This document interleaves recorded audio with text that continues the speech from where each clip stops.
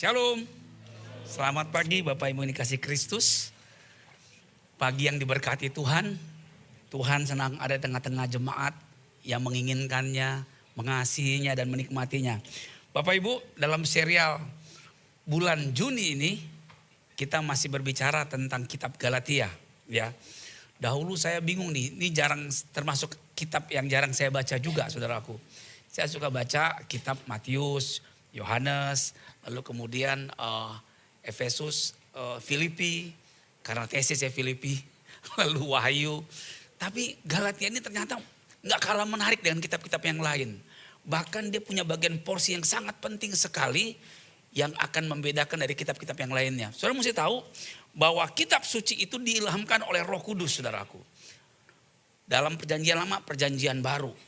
Bahkan dari setiap kitab-kitab baik Matius sampai Wahyu tersebut, saudaraku, berisi pesan-pesan dari Tuhan bagi gerejanya, bagi masa depan dunia ini, saudaraku. Karena itu betapa penting kita mengetahui apa yang menjadi hasrat hati Allah bagi dunia, bagi gerejanya, bagi keluargamu, bagi di setiap pribadi kita. Nah, pada bagian ini saudaraku saya akan menyampaikan firman Tuhan dengan tema hidup yang diubahkan oleh Injil Kristus. Minggu lalu kita sudah belajar saudaraku dari saudara kembar saya, Darwin Liang, Darwin juga maksud saya. Hanya ada satu Injil saudaraku, ya. Nanti saya akan melanjutkan saudaraku dengan bagian yang porsi sesuai dengan porsi saya saudaraku. Tapi saudaraku yang sangat penting sekali kita tahu bahwa tidak hanya kita, tapi dunia ini membutuhkan Injil. Karena tanpa Injil mereka binasa. Binasa selama-lamanya. Saudaraku dikasih Tuhan, kitab Galatia ini akan mengupas tentang Injil itu saudaraku. Memang saudaraku kita tahu bahwa kita kalau ingat kitab Injil saudaraku, kita tahunya Matius, Markus, Lukas, ya, Yohanes saudaraku. Tetapi Galatia ini secara doktrinal saudaraku, dia ingin menunjukkan keindahan Injil saudaraku. Karena di dalam Injil tersebut ternyata banyak sekali kekayaan Allah yang akan dinyatakan bagi semua orang yang lapar haus kepadanya saudaraku. Nah saudaraku dikasih Tuhan, tanpa Injil kita tidak akan pernah serupa Kristus. Tanpa Injil. Injil membawa kita kepada Kristus, Injil juga mengubahkan kita serupa Kristus, Injil juga akan menyempurnakan seluruh karya Allah bagi gerejanya, bagi setiap pribadi yang mau meresponinya. Nah karena itu saudaraku, Allah memanggil kita supaya memiliki hidup yang diubahkan oleh Injil Kristus. Natsnya dari Galatia 1 ayat 11 sampai dengan Galatia 2 ayat 10 saudaraku. Nah saudaraku dikasih Tuhan, karena panjangnya ayat tersebut, saudara baca di rumah saudaraku ya. Tapi ada bagian-bagian part tertentu yang saya akan bidik saudaraku. Saya akan bacakan itu untuk kita semua supaya kita diarahkan untuk melihat kekayaan Injil tersebut saudaraku. Saudaraku kita langsung saja saudaraku. Asumsi tentang yang keliru tentang Injil. Banyak orang berpikir tentang Injil saudaraku. Injil itu hanya untuk awal-awalnya saja. Tentang pertobatan saat kita baru diselamatkan saudaraku. Banyak orang berpikir demikian. Sehingga setelah dia terima Yesus setelah lahir baru, dia merasa saya sudah terima Injil. Saudaraku, kalau itu saja pemahaman itu baru setengah benar saudaraku. Tetapi masih banyak sekali kekayaan di dalam Injil yang perlu kita dapatkan saudaraku. Lalu berikutnya lagi saudaraku, Injil bukanlah kebutuhan untuk atasi pergumulan hidup. Banyak orang menganggap itu asumsi yang keliru saudaraku. Padahal Injil adalah solusi atas pergumulan hidup kita. Saya ambil contoh saudaraku ya. Kalau kita terikat dengan dosa tertentu misalnya penyembahan berhala saudaraku.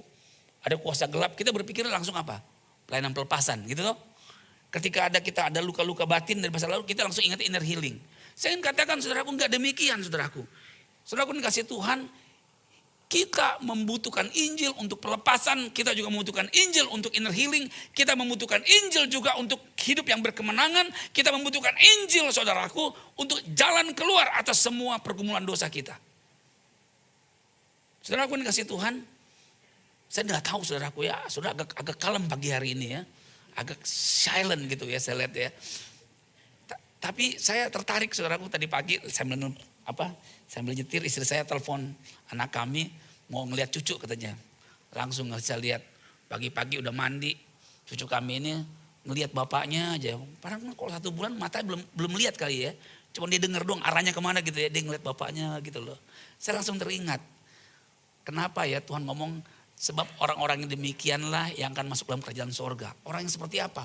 Orang yang datang kepada Kristus, orang yang selalu memandang kepada Dia, saudaraku.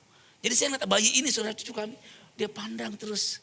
Apakah saya masih begitu, saudaraku, kepada Allah dalam setiap hari-hari saya? Kalau di dalam berkhotbah, dalam pelayanan pasti saya memandang Tuhan. Tapi apakah ketika saya sedang dikejar-kejar pada waktu itu saudaraku menyelesaikan tesis, apakah saya memandang Tuhan, saudaraku? Ketika saya sedang ada di tengah-tengah kekhawatiran, apakah saya masih memandang Tuhan? Saudaraku, ini kasih Tuhan, Injil adalah jawaban atas semua persoalan hidup kita, saudaraku. Apa yang sedang kita alami? Apa yang sedang bangsa kita alami hari ini? Coba kita responi seperti yang diajarkan lagu-lagu sekolah minggu ya. Setinggi-tingginya dolar, lebih tinggi kasih Yesusku. Sedalam jatuhnya saham, lebih dalam kasih Yesusku. Seindahnya masa lalu, lebih indah kasih Yesusku. Kasih Yesus, saudaraku.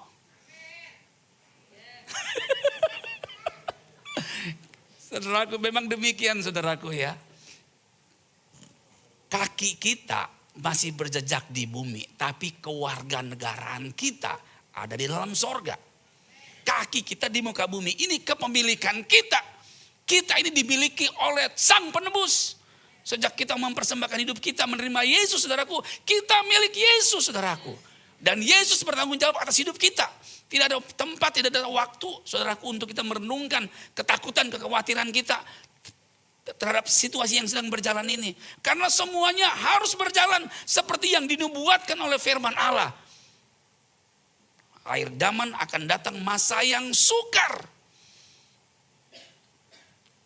Manusia mencintai dirinya dan sebagainya, saudaraku, saudara sudah tahu semuanya itu. Tetapi saudaraku, dari perspektif yang berbeda, saudaraku, bisakah engkau melihat kenapa kita masih hidup ini? Karena Tuhan sedang ingin menyentuh kita dengan Injilnya, bahwa Kristus cukup bagi kita, saudaraku. Tuhan ingin menyentuh hati kita bahwa yang kita butuhkan di atas segala-galanya Kristus, saudaraku. Berita Injil itu, saudaraku. Nah, saudaraku, ini kasih Tuhan, Injil bukan cuman sekedar makanan rohani, minuman rohani, susu, saudaraku. Dia itu adalah daging, protein, antioksidan, suplemen, mineral, serat, to Z, saudaraku. Kekristenan kita, saudaraku. Kekristenan yang sehat harus dipenuhi oleh Injil. Tidak hanya di awal, saudaraku, ketika kita ikut PP, ikut SPK. Tapi setiap minggu, setiap hari harus Injil itu memenuhi kita. Kalau enggak, saudaraku, kita sedang disesatkan, kita sedang ditenggelamkan oleh kejahatan, kegelapan, saudaraku. Kabar baiknya, saudaraku, Kristus masih ada di tahtanya dan dia memerintah di kaki bumi ini, saudaraku. Amin, saudaraku. Iya. Tatanya di sorga, pemerintahnya di bumi, saudaraku. Dia memerintah. Semua ada dalam kedaulatannya, saudaraku. Manusia boleh merancang mereka rekayasa, saudaraku. Tetapi Tuhan yang menentukan. Karena itu, saudaraku, selalulah memandang kepada Dia. Selanjutnya, saudaraku, kita melihat tentang Galatia, saudaraku, sedikit melihat tentang, kan kita berpikir, kita berpikir bahwa gereja yang dirintis oleh Rasul Paulus ini satu gereja gitu di kota Galatia itu kayak provinsi, saudaraku. Ya, jadi di situ ada Pisidia, Antioquia, Iconium, Listra, Derbe, itu daerah-daerah yang dirintis oleh Rasul Paulus dan Barnabas ketika perjalanan misi yang pertama, saudara. Lalu budaya-budaya orang yang dilayani itu ada Yahudi diaspora, Yunani, Anatolia, Romawi, Celtic, saudaraku. Lalu kemudian, saudaraku, kepercayaan mereka rata-rata adalah Yudaisme dan paganisme. Ingat, ini pemerintahan pada waktu itu, saudaraku ya. Pada situasi budaya pada waktu itu. Inilah kondisi tentang gereja-gereja di Galatia, saudaraku. Jadi, saudaraku, kasih Tuhan, saya renung gitu ya. Kenapa sih daerah pelayanan Rasul Paulus itu banyak di Turki ya? Kalau sekarang negara Turki, saudaraku.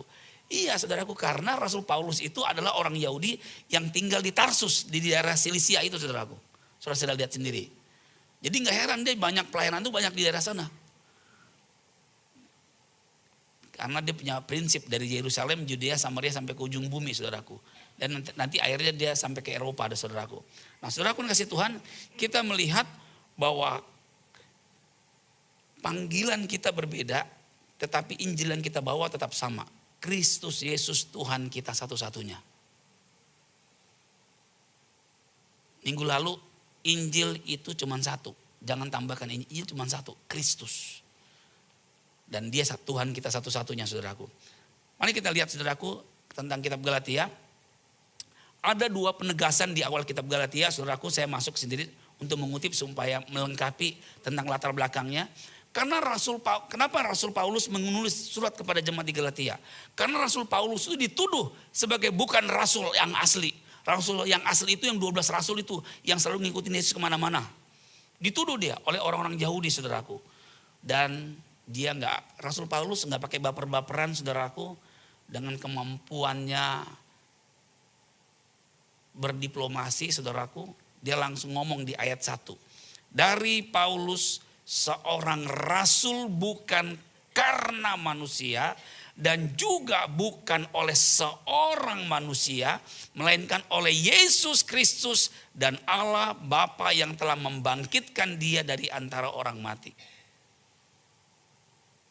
Dia sedang menyatakan identitasnya, bahwa kerasulannya itu bukan dari manusia tetapi dari Yesus. Confidence banget, saudaraku ya. Percaya diri banget ya, saudaraku ya. Ya, karena dia mengungkapkannya itu dalam ilham Roh Kudus, saudaraku. Dan dia benar-benar mengalami perjumpaan dengan Kristus berbeda dengan yang lainnya. Memang kalau murid-murid yang lain dipanggil ketika lagi nelayan dipanggil, saudaraku. Tapi kalau dia, saudaraku, ketika dia sedang menganiaya murid-murid pengikut jalan Tuhan, dia berjumpa secara pribadi, saudaraku. Ayat 10, jadi bagaimana sekarang? Adakah ku cari kesukaan manusia atau kesukaan Allah?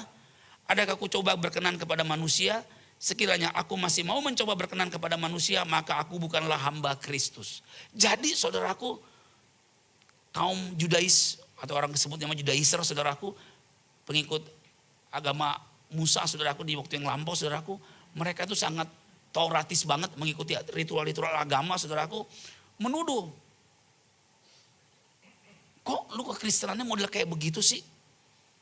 Nah, saudaraku, dia bilang, seorang rasul bukan karena manusia dan bukan oleh seorang manusia.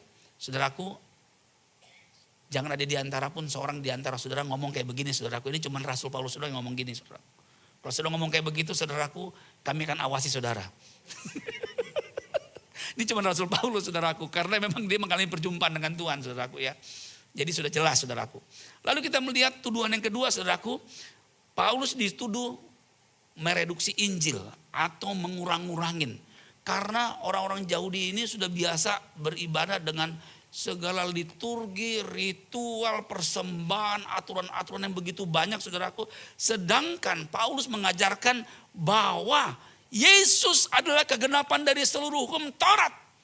Yesus adalah yang menggenapi semuanya. Jadi kita memerlukan Yesus.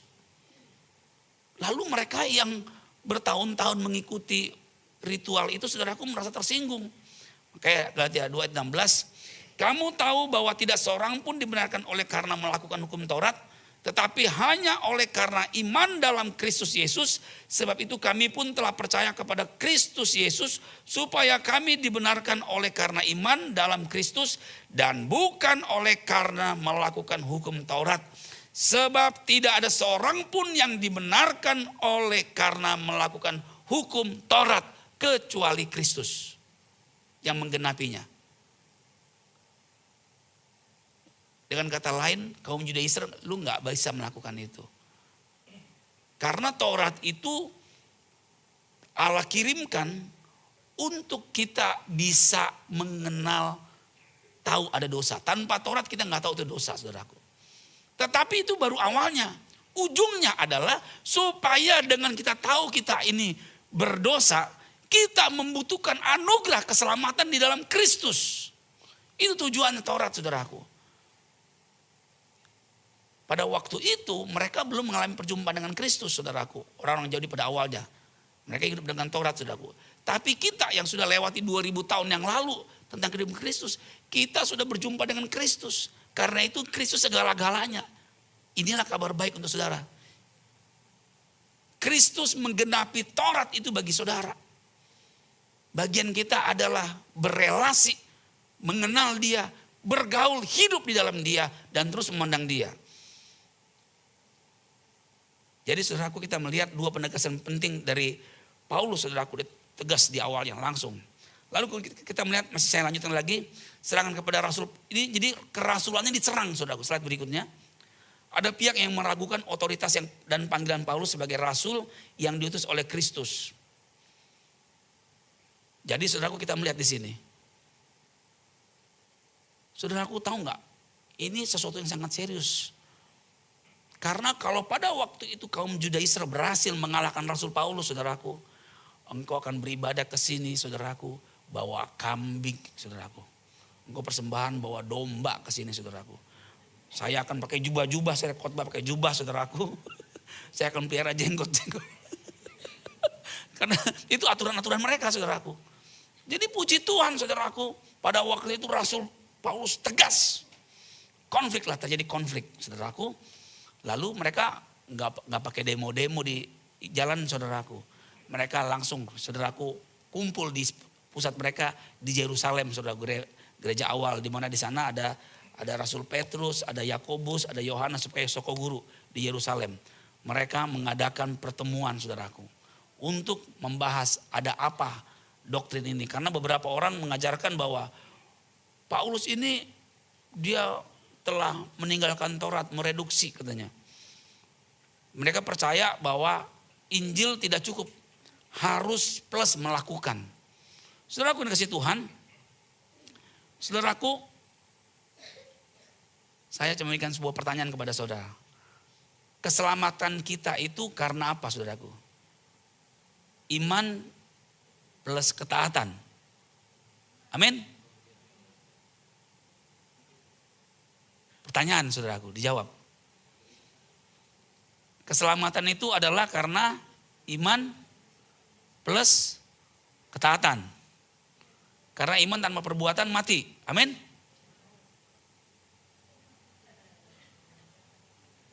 Gimana, saudaraku? Gak apa-apa, saudaraku. Kita lambat-lambat aja sedikit, saudaraku. Yang penting kita dapat poinnya, saudaraku. Keselamatan adalah iman plus ketaatan. Kan kalau gak jadi pelaku firman, bagaimana, saudaraku? Bukan orang yang berseru Tuhan, Tuhan, tapi dia yang melakukan kehendak Bapa. Jadi keselamatan itu karena apa, saudaraku?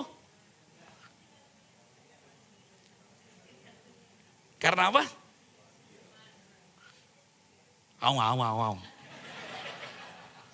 Bahasa lidah tuh. Keselamatan itu adalah karena iman, ya, anugerah, ya. Karena anugerah. Jadi kita memperoleh iman itu karena Tuhan anugerahkan. Dia menghidupkan kita sehingga kita punya iman. Dengan iman itulah kita diselamatkan. Karena diselamatkan itulah kita bisa menjadi taat. Kita bisa menjadi pelaku firman. Jadi keselamatan itu bukan iman plus ketaatan, bukan. Tetapi karena iman, only by grace. His grace, karena anugerah Kristus. Jadi kalau pusat ibadah kita sudah tidak berpusatkan Kristus, tidak meninggikan Kristus, nggak ada alasan saudara beribadah di Abalov MTHS. Kita memang hanya untuk itu, saudaraku. Karena itu juru selamat kita, dia Tuhan kita, dia Allah kita, dia owner kita. Kita ini milik dia, saudaraku. Dia memiliki kita segala. Nah, saudaraku, saudara bisa bayangkan pada waktu itu, awalnya saja orang-orang Judaisra itu ngomongnya Injil plus sunat. Sunat itu bahasa lain, saudaraku, gini. Bangsa yang punya perjanjian dengan Allah itu di dunia cuma satu. Bangsa Israel. Nah, itu diistilahkan dengan istilah sunat, saudaraku. Ya, karena dengan sunat itu ada darah yang keluar. Darah itulah perjanjian dengan Allah, saudaraku. Dan satu-satunya bangsa di dunia ini yang terikat perjanjian covenant itu cuma bangsa Israel. Saudara jangan lupa. Jadi istilah sunat itu adalah berbicara tentang bangsa Yahudi maksudnya. Kita ini non sunat saudaraku. Berarti kita ini orang Gentile. Kaum bangsa-bangsa lain di luar Yahudi. Itu menurut versi mereka saudaraku ya, Judaisme saudaraku. Saudaraku dikasih Tuhan, saudara bisa bayangkan kalau pada waktu itu Yudea Besar itu berhasil memenangkan perdebatan pada waktu itu. Sehingga mereka percaya bahwa iman plus ketaatan tidak cuma sampai di situ saudaraku. Mereka akan membawa juga 613 mitzvot. Kumpulan dari perintah Tuhan atau Taurat. Yang berisi itu dibagi dari 613 itu berisi 248 perintah positif. Perintah wajib dilakukan. Dan 365 perintah negatif atau larangan saudaraku. Saudara bisa bayangin? Dan kalau satu cacat saudaraku semuanya. Ya gak bisa lah. Jadi cuma Yesus satu-satunya yang bisa memikul Taurat, menggenapi Taurat, hidup. Nah karena itu saudaraku kasih Tuhan, semoga dengan ini kita bisa melihat keindahan Injil saudaraku, keindahan Kristus. Karena semua menjadi indah karena Kristus saudaraku, yang telah menyelesaikan bagimu dan bagiku. Galatia 2 ayat 1-2 itu paralel saudaraku ya. Kalau kita lihat, kalau saudara baca ada kitab, ada bintangnya itu saudaraku. Itu paralel dengan Kisah Rasul 15 ayat 1-2. Kelihatan gak kira-kira? Klik. Kecil ya. Saya baca untuk saudara saja ya. Beberapa orang datang dari Yudea ke Antioquia dan mengajarkan kepada saudara-saudara di situ, jikalau kamu tidak disunat menurut adat istiadat yang diwariskan oleh Musa, kamu tidak dapat diselamatkan. Tetapi Paulus dan Barnabas dengan keras melawan dan membantah pendapat mereka itu. Akhirnya ditetapkan supaya Paulus dan Barnabas serta beberapa orang lain dari jemaat itu pergi kepada rasul-rasul dan penatua-penatua di Yerusalem untuk membicarakan soal itu. Lanjutkan 4 ayat 6. Ayat 4-6. Setibanya di Yerusalem mereka disambut oleh jemaat dan oleh rasul-rasul dan penatua-penatua. Lalu mereka menceritakan segala sesuatu yang Allah lakukan dengan perantaraan mereka.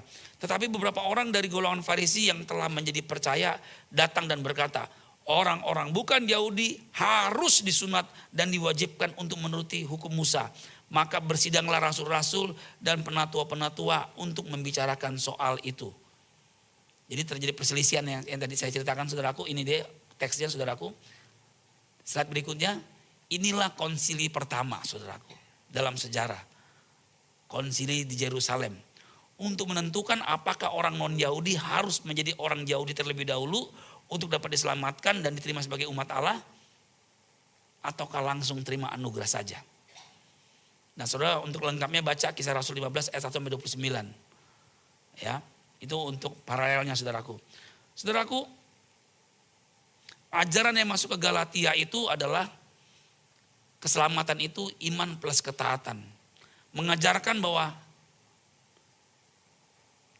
seorang dianggap benar di hadapan Allah bukan hanya karena percaya kepada Kristus, tetapi juga harus mentaati hukum Taurat, terutama sunat dan peraturan-peraturan Yahudi. Ini salah saudaraku. Yang benar adalah kebenaran iman Kristiani adalah iman, karena imanlah kita diselamatkan, beroleh selamat, beroleh lahir baru. Karena diselamatkan itulah akhirnya kita bisa menjadi taat. Kalau kita belum bisa menjadi taat saudaraku, saudara mesti cek keselamatan saudara. Jangan-jangan kita memang belum diselamatkan. Kita cuma merasa percaya diselamatkan. Kita cuma rasa-rasa saja. Tapi kalau orang sudah benar-benar diselamatkan, dia mengerti, dia nggak betah.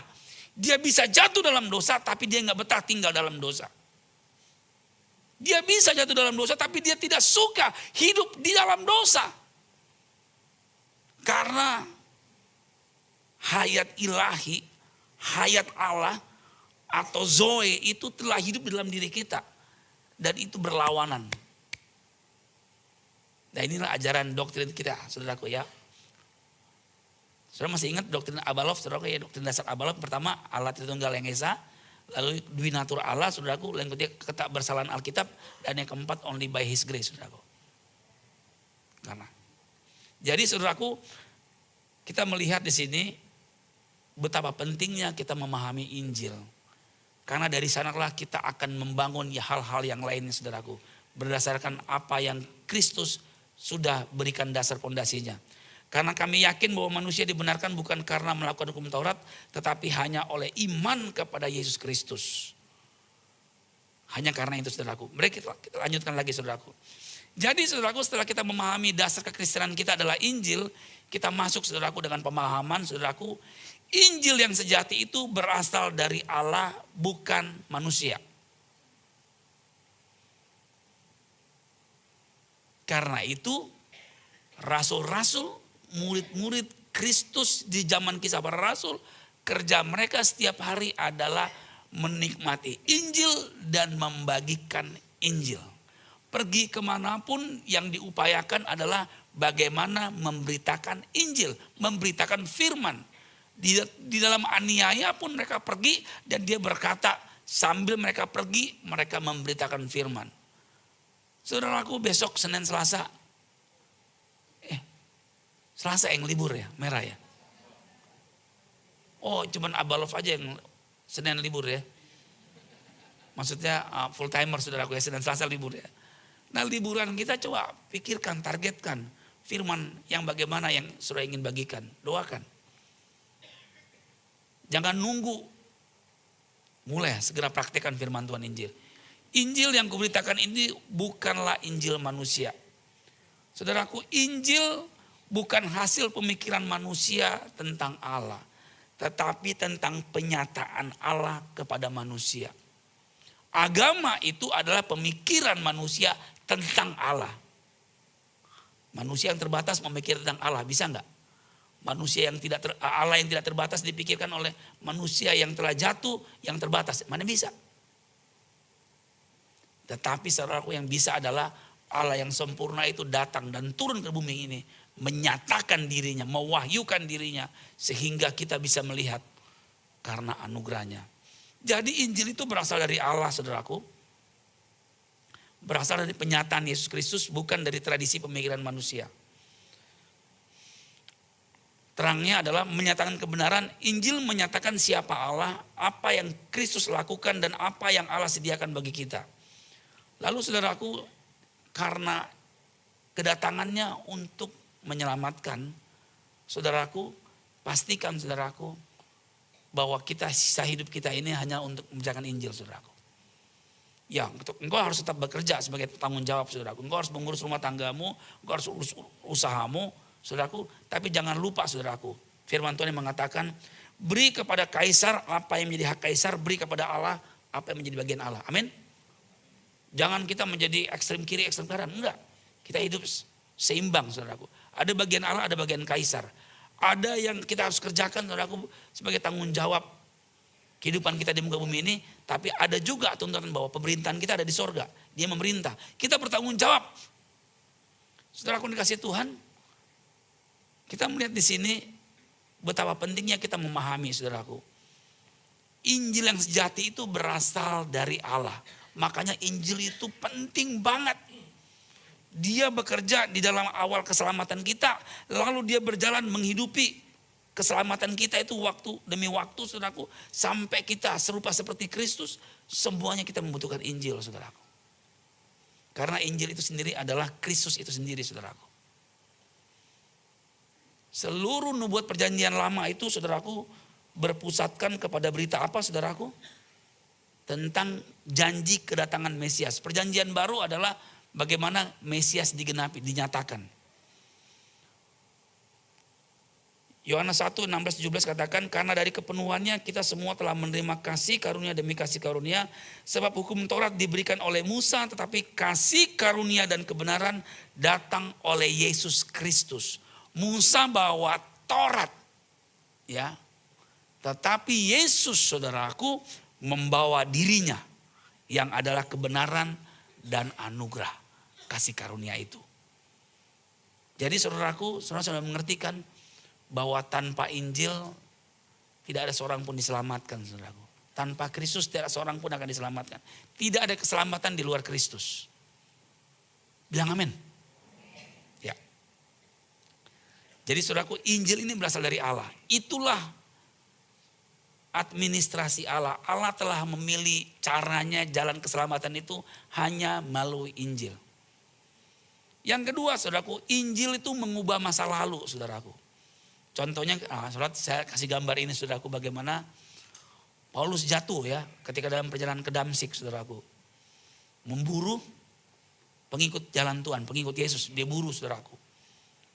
Saudaraku, dia yang begitu keras, yang begitu fanatik, saudaraku, berjumpa, sekali dia berjumpa, langsung saudaraku, hidupnya berubah. Pertama dia jatuh, lalu kedua dia buta saudaraku. Ketiga, Tuhan berbicara ketika dalam kejatuhannya itu. Satu pewahyuan yang indah sekali saudaraku. Ketika dia jatuh, dia buta, dia berkata, Tuhan siapakah engkau? Kan gitu kan. Lalu Yesus berkata, akulah Yesus yang kau aniaya itu. Lah, Paulus gak pernah menganiaya Yesus. Yang menganiaya Yesus adalah tentara Roma, orang Yahudi.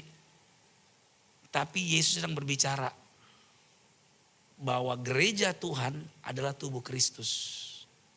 Gereja Tuhan adalah tubuh Kristus. Menganiaya tubuh Kristus, menganiaya kepala gereja Kristus. Makanya saudaraku, pewahyuan tentang pembangunan rumah Tuhan itu diberikan, dipercayakan kepada Rasul Paulus. Dan semua tertuang di dalam kitab Efesus tentang kitab gereja itu saudaraku.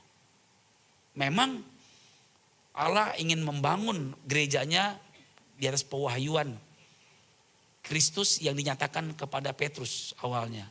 Tapi untuk selanjutnya saudaraku, detail-detailnya tentang kedepannya saudaraku, Tuhan percayakan kepada Rasul Paulus. Jadi begitu dia bertobat saudaraku, langsung terima panggilan pada waktu itu. Makanya saudara tahu ketika dia bertobat saudaraku ya, Galatia 1 ayat 17, aku tidak pergi ke Yerusalem mendapatkan mereka yang telah menjadi rasul sebelum aku, tetapi aku berangkat ke tanah Arab dan dari situ kembali lagi ke Damsyik. Lalu 3 tahun kemudian aku pergi ke Yerusalem untuk mengunjungi Kefas dan aku menumpang 15 hari di rumahnya. Ngapain sih tanah Arab saudaraku? Dengan kata lain saudaraku, ketika dia bertobat, dia merenungkan pertobatannya. Jatuh kan, buta, dilayani oleh Ananias dan teman murid-murid di sana. Lalu dia pergi ke tanah Arab, direnungkan. Dan dia terima banyak ilham pewahyuan itu di tanah Arab saudaraku. Dan dia belajar juga tentang Injil. Sehingga dia punya bahan ketika dia berbicara kepada jemaat-jemaat. Saudaraku, kenapa dia ke tanah Arab saudaraku? Lalu setelah dari sana dia ke Yerusalem. Ini bicara akuntabilitas saudaraku. Petrus dipercayakan sebagai soko guru di Yerusalem untuk orang Yahudi. Sedangkan Rasul Paulus pergi kepada bangsa-bangsa. Sama-sama memberitakan Injil. Tetapi mereka gak saling bertengkar. Harus begini, harus begini. Bukan adu doktrin saudaraku. Mereka datang untuk apa saudaraku? Bersekutu. Berakuntabilitas. Belajar firman sama-sama. Dan membagikan kesaksian tentang Injil. Diterima oleh bangsa-bangsa lain. Oleh karena anugerah Tuhan. Jadi saudaraku, kita melihat di sini. Injil mengubahkan masa lalu saudaraku. Saudara bisa bayangin orang sekelas Saulus yang keras itu saudaraku bisa berubah. Percayalah, anakmu yang kena narkoba pun bisa berubah karena Injil. Anakmu yang terikat dengan judol pun bisa, terikat dengan gen bisa berubah. Tapi percaya enggak? Saudaraku, ini kasih Tuhan, saya ingin katakan saudaraku, Injil punya kuasa untuk mengubahkan. Karena Injil itu berasal dari Allah. Kalau berasal dari manusia, tidak mampu. Bahkan manusia aja tidak bisa mengubah dirinya sendiri. Tapi karena dia berasal dari Allah, mampu mengubahkan, membalikkan keadaan saudaraku. Karena Injil ada kekuatan Allah yang menyelamatkan.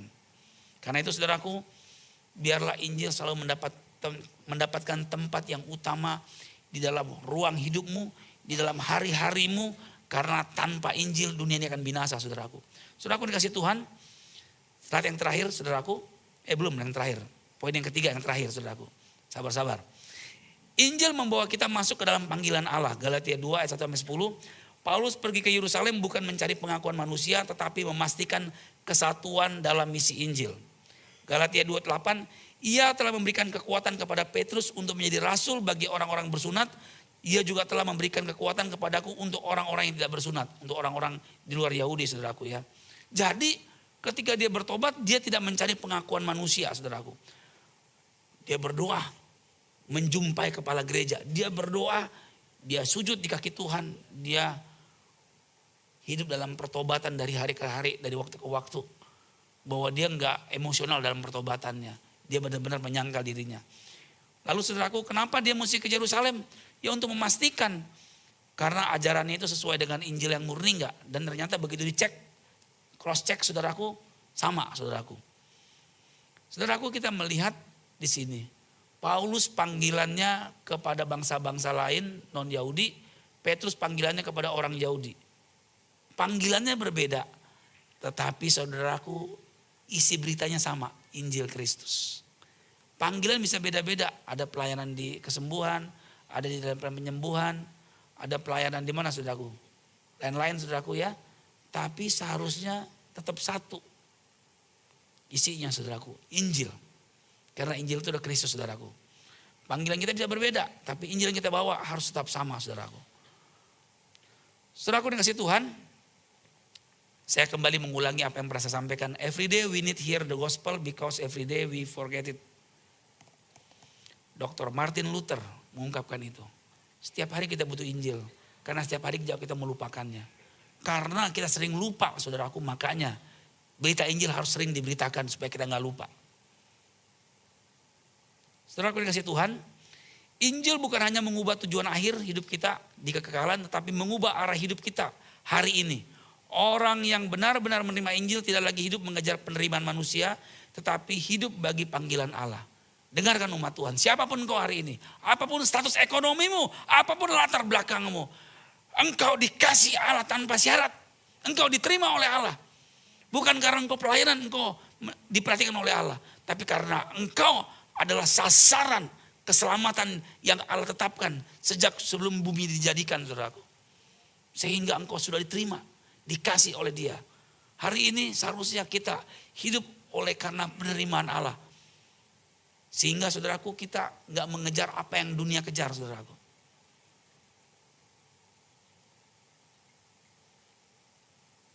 Kenapa kita masih hidup? Karena kita masih membutuhkan Injil. Karena Tuhan ingin memakai kita memberitakan Injil. Kenapa kita masih hidup? Karena Tuhan ingin menyentuh kedalaman hati kita. Supaya kita punya kerelaan melepaskan apa yang kita genggam erat dari milik dunia ini. Supaya kita rela lepaskan. Supaya kita hanya bisa memeluk Kristus saja. Karena ketika kita memeluk Kristus, saudaraku,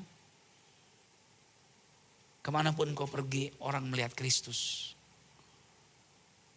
Tapi kalau kita memeluk apa yang dunia miliki, harta yang fana tersebut, saudaraku, Kristus tidak terlihat, tak tampak. Tapi tak kala kita boleh melepaskan itu semua,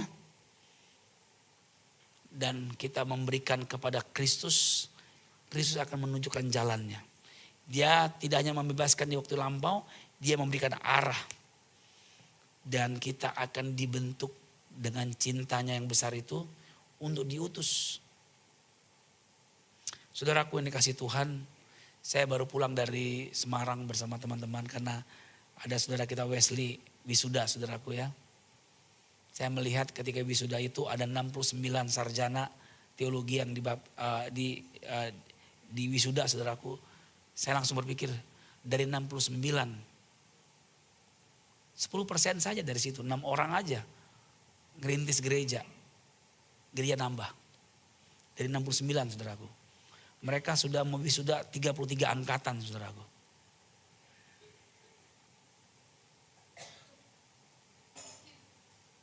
Pendeta-pendeta mereka ada 1.500. Gereja lokal mereka ada 1.000. Dan ketika saya datang kemarin, mereka mau wisuda 69, saudaraku. Saya ingin katakan, saudaraku, kenapa ada itu masih dikerjakan? Karena firman harus diberitakan. Karena Injil harus dibawa kepada bangsa-bangsa, kepada pulau-pulau, kepada lembah-lembah, kemanapun. Supaya orang dengar Injil, saudaraku. Karena tanpa Injil mereka akan binasa, saudaraku. Hari ini apa arah hidup kita, saudaraku? Apa yang menjadi pesona kita dalam hidup hari ini, saudaraku? Maukah saudaraku kembali kepada Injilnya? Bayangkan perjalanan hidup kita ke depan mau seperti apa, saudaraku? Demi Injil kah? Atau demi apa yang dunia miliki? Saudaraku, cara setan untuk menyesatkan kita bukan seperti zaman dulu lagi. Cara setan menyesatkan gereja Tuhan di akhir zaman adalah dengan dia menawarkan semua yang menjadi milik dunia ini. Dicurahkan berlimpah-limpah dengan bebas, gratis. Supaya engkau dipenuhi olehnya dan engkau kehilangan tempat dan ruang untuk memeluk Kristus. Hati-hati, saudaraku. Jadi jelaslah firman Tuhan katakan, barang siapa ingin menjadi muridku, hendaklah ia harus menyangkal dirinya, pikul salibnya, dan ngikut Yesus. Banyak orang merasa pengikut Kristus tanpa menyangkal, tanpa memikul, tapi merasa milik Kristus. Hari ini bertobatlah, saudaraku. Engkau sedang dimiliki oleh dunia. Lepaskan semuanya itu, supaya engkau bisa memeluk Kristus dengan penuh, melimpah, dan dia akan mengubahkan hidup kita. Paulus diubah, dia juga mengubah kita. Mari kita berdoa. Oh sakara balabaraba sakara lamanas.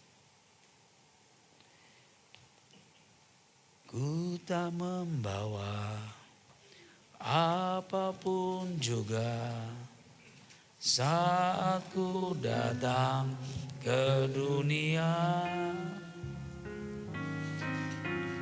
Ku tinggal semua pada akhirnya saat ku kembali ke surga. Inilah yang ku punya, hati sebagai hamba yang mau taat dan setia padamu Bapa, kemanapun ku bawa, hati yang menyembah dalam roh dan kebenaran sampai selamanya. Saudaraku, kalau kita baca porsi Galatia 2 ayat 1 sampai 10, ada yang terlewatkan dari saya. Tetapi saya ingin memberikan kunci kepada saudara untuk membawa Injil itu, saudaraku. Setelah Rasul Paulus mengukuhkan dengan tegas siapa dirinya, dia menerima pewahyuan ilham dari, ternyata dia bukan sekedar bekerja dengan semangat saja, saudaraku. Dia punya fokus. Saya akan bacakan untuk saudara Galatia 2 ayat 10. Ini sebagai penutup perikop tersebut.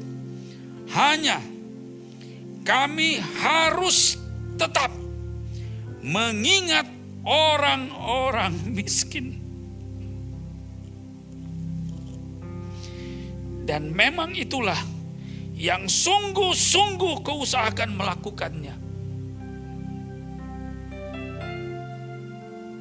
Hanya kami harus tetap mengingat orang-orang miskin. Dan memang itulah yang sungguh-sungguh keusahakan melakukannya.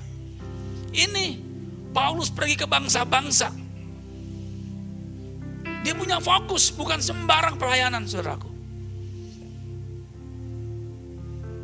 Tapi ketika ada orang miskin, ketika ada orang berkekurangan, seringkali kita buang muka, seringkali kita abai, seringkali kita pura-pura menyibukkan diri kita. Tahu bagaimana Rasul Paulus? Seorang yang sangat diubahkan Tuhan, ternyata enggak pernah berubah fokus selain Kristus, saudaraku. Dia ngomong, hanya kami harus tetap mengingat orang-orang miskin. Dan memang itulah yang sungguh-sungguh kuusahakan melakukannya. Dalam satu ayat saja, begitu banyak aksentuasi, begitu banyak penekanan tentang betapa pentingnya Kita peduli sama orang miskin. Bawalah Injil itu.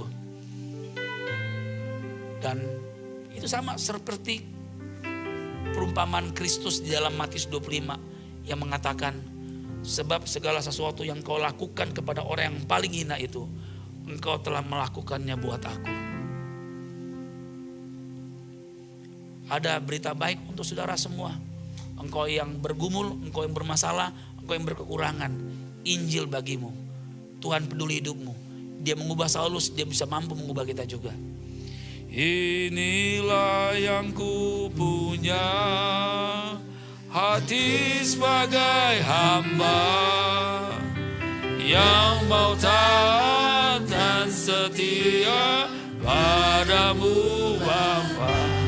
Kemanapun ku bawa, hati yang menyembah dalam roh dan kebenaran sampai selamanya. Setelah kita mendengar firman Tuhan ini, berapa banyak di antara kita datang kepada Tuhan berkata, Tuhan, saya mau persembahkan hidup saya kepada Tuhan. Saya ingin melekat dan menyatu dengan Tuhan. Saya ingin melekat dengan visi Tuhan. Supaya Tuhan mendapatkan semua yang telah Engkau bayar lewat penebusan darah-Mu di Kalvari. Berapa banyak di antara saudara yang mau sepakat itu? Biarlah Engkau letakkan tangan-Mu di dada. Saya ingin berdoa untuk saudara semua. Aku berdoa Tuhan untuk seluruh jemaat-Mu yang meletakkan tangannya di dada. Yang mau bersepakat untuk melekat dengan Kristus, melekat dengan visi Kristus. Tuhan, meteraikanlah hidup kami, supaya hidup kami hanya bagi gereja-Mu, bagi Kristus, bagi Injil-Mu, bagi visi kerajaan-Mu. Urapilah tangan kami, urapilah hidup kami, supaya kami tidak lelah-lelahnya, tidak jemu-jemunya, terus memberitakan kabar baik, terus bekerja bagi kerajaan-Mu, terus Tuhan bagi gereja-Mu, supaya banyak gereja dirintis di mana-mana tempat, supaya orang mendengarkan Injil Kristus kembali, dan mereka diutus kembali untuk memenuhi bumi ini dengan Injil-Mu ya Tuhan. Tuhan Yesus, terima kasih Tuhan. Materaikan firman-Mu, biar kami selalu hidup karena Injil-Mu saja Tuhan. Dalam nama Yesus kami bersyukur. Amin. Saudaraku dikasih Tuhan, kita akan mendengarkan pengumuman. Silakan.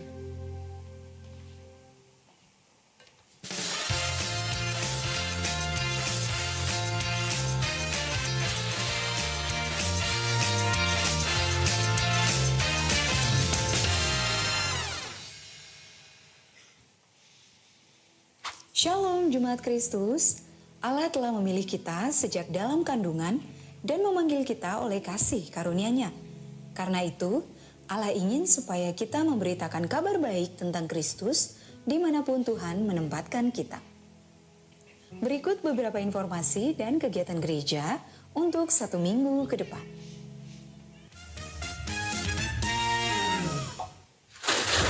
Aduh, harus dibuang.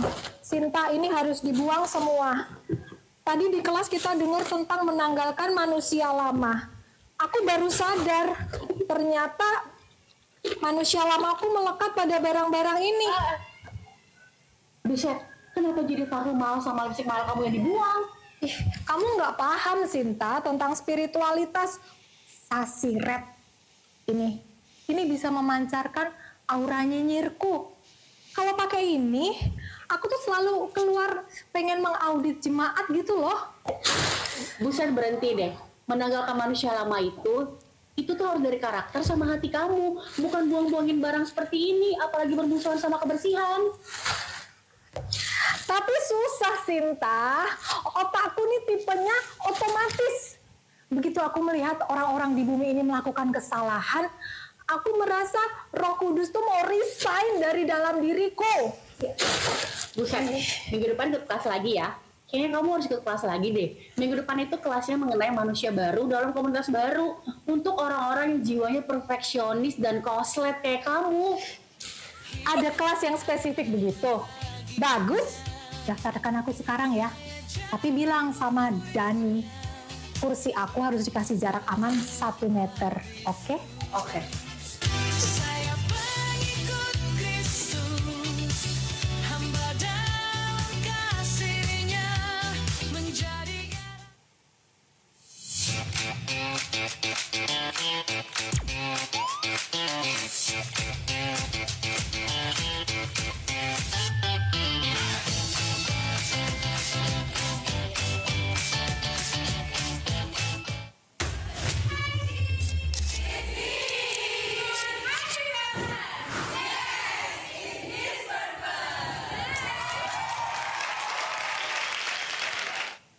Kami mengucapkan terima kasih kepada seluruh pendonor yang telah berpartisipasi di kegiatan donor darah minggu lalu. Puji Tuhan, telah terkumpul sebanyak 46 kantong darah. Semoga setiap darah yang didonorkan menjadi berkat bagi mereka yang membutuhkan. Ibadah kesembuhan akan dilaksanakan hari ini jam 1 siang. Mari Bapak Ibu, ajak lagi keluarga dan rekan-rekan kita yang membutuhkan pelayanan kesembuhan untuk hadir bersama di ibadah ini. Doa puasa Abalof MTHS kembali dilaksanakan pada hari Sabtu 20 Juni 2026 mulai jam 6 pagi di MTHS.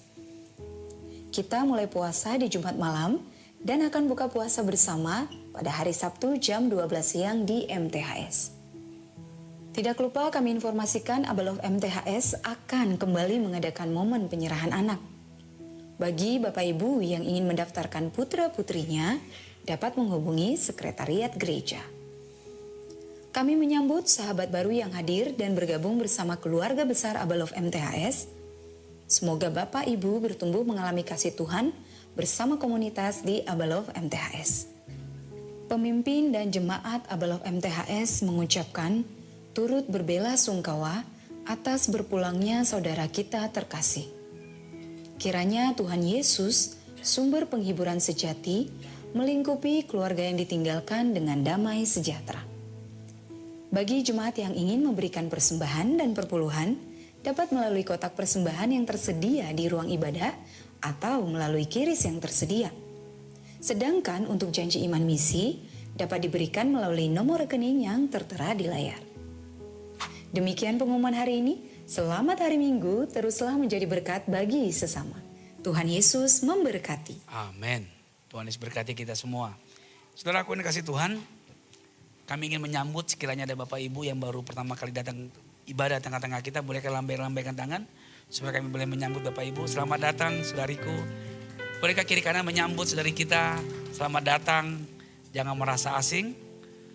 Perkenankan nanti pelayan Tuhan datang melayani Bapak Ibu supaya diperlengkapi, memastikan pertumbuhan kita ke depan. Saudara aku yang kasih Tuhan, saya jemput kita bangkit berdiri semuanya. Kita akan deklarasikan pengakuan iman kita. Pengakuan iman rasuli. Aku percaya kepada Allah, Bapa yang Maha Kuasa, Khalik langit dan bumi, dan kepada Yesus Kristus, anaknya yang tunggal Tuhan kita, yang dikandung dari Roh Kudus, lahir dari anak darah Maria, yang menderita sengsara di bawah pemerintahan Pontius Pilatus, disalibkan, mati dan dikuburkan, turun ke dalam kerajaan maut, pada hari yang ketiga bangkit pula dari antara orang mati, naik ke sorga, duduk di sebelah kanan Allah, Bapa yang Maha Kuasa, dan dari sana ia akan datang untuk menghakimi orang yang hidup dan yang mati.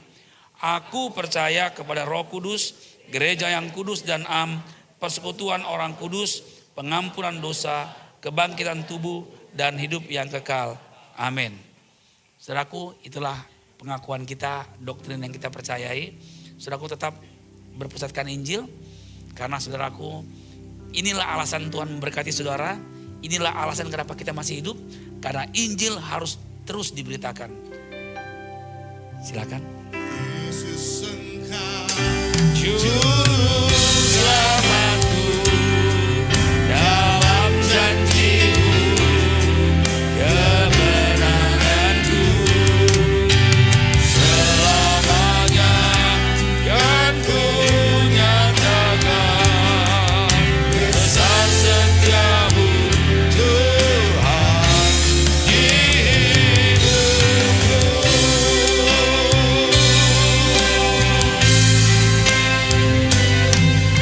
Besar setiamu Tuhan di hidupku. Terima kasih Bapa Sorgawi untuk firman-Mu, untuk Injil-Mu Tuhan. Kami datang kepadamu kembali Tuhan, mempersembahkan hidup kami, supaya Engkau terus hidup bekerja di dalam diri kami, mengubahkan kami bagi gereja-Mu, bagi kerajaan-Mu, supaya Tuhan kami pergi memberitakan Injil-Mu Tuhan. Bapa, gembalakan kami minggu-minggu ini untuk melakukan firman-Mu. Beri kepada kami telinga seorang murid yang lapar haus akan Tuhan, supaya setiap hari kami menikmati firman Kristus dan membagikan firman Kristus kepada orang-orang lain Tuhan. Terpujilah Bapa di sorga. Bapak Ibu saudaraku yang kasih Tuhan, arahkanlah hati dan pikiranmu kepada Kristus dan terimalah anugerahnya. Kiranya Tuhan Yesus memberkati pekerjaan dan usahamu, rumah tangga dan kesehatanmu. Kiranya Tuhan mengurapi dan memberkati pelayananmu, komsel-komselmu, pemuritanmu, kompakmu, kesaksianmu. Supaya engkau pergi dan menjadi berkat. Sebab dari Tuhanlah datangnya pertolongan. Kiranya turunlah pada kita semua berkat yang besar dari Allah Bapa, cinta kasih dari Tuhan Yesus Kristus, pimpinan persekutuan dan penyertaan Roh Kudus, memimpin aktivitas kita mulai kini sampai selama-lamanya. Di dalam nama Tuhan Yesus, semua yang mengasihi Tuhan berkata, Happy Sunday, Tuhan berkati kita semua.